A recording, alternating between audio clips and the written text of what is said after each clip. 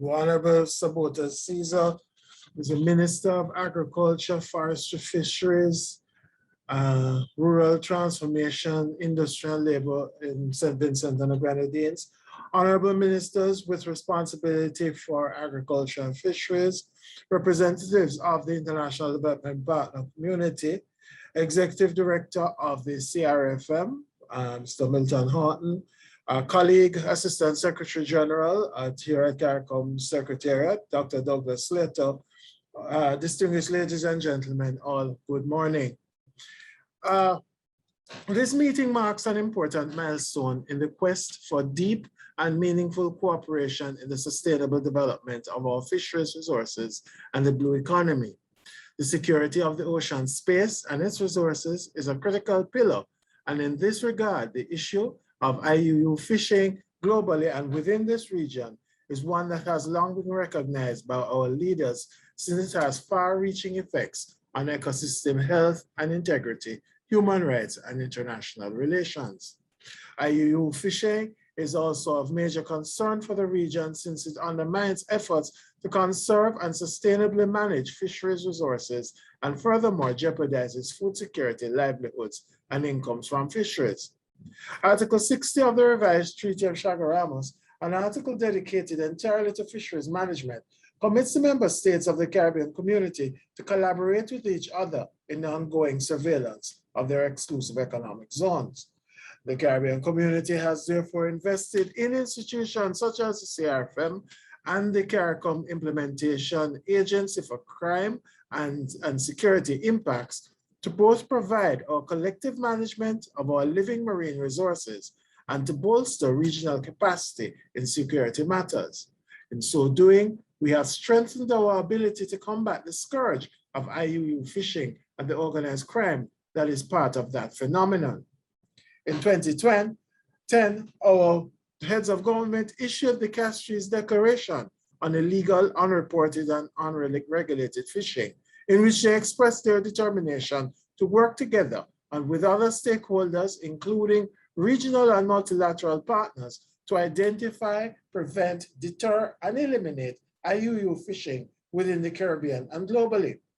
Among other things, the Fisheries Declaration committed the region to adopt, review, and revise relevant legislation and regulations regarding compliance with fisheries management measures and to provide sanctions of sufficient gravity so as to deprive offenders of the benefits accruing from their illegal activities and to deter further IUU fishing. Honorable Ministers, in May of this year, you adopted a resolution in support of the Copenhagen Declaration on Transnational Organized Crime in the global fishing industry and the Blue Justice Initiative, both of which provide the international cooperation to prevent, combat, and eradicate transnational organized crime in the global fishing industry. IUU fishing and transnational organized crime in the global fishing industry constitute a serious threat to the security and sustainable use of the region's living marine resources and marine biodiversity, and that it jeopardizes the food security and blue economic development of the countries in the region.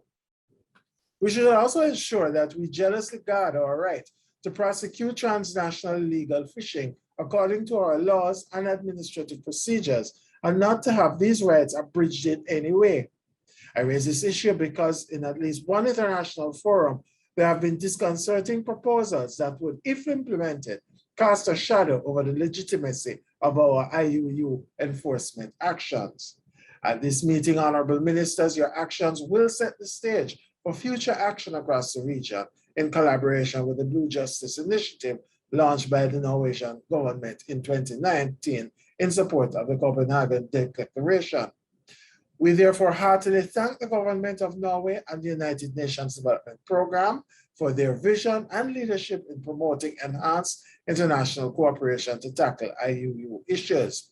I also wish to warmly thank the Executive Director and staff of the CRFM Secretariat for coordinating and mobilizing stakeholders in the region for this important initiative. We very much welcome new partnerships as a means of exchanging knowledge and experiences while helping us to collectively build technical and technological capacity to improve maritime security.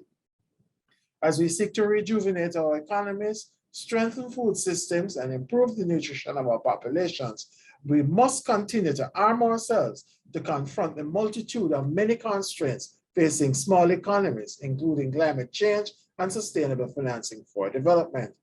In closing, I wish to pledge the full support of the CARICOM Secretariat in supporting the success of this important initiative.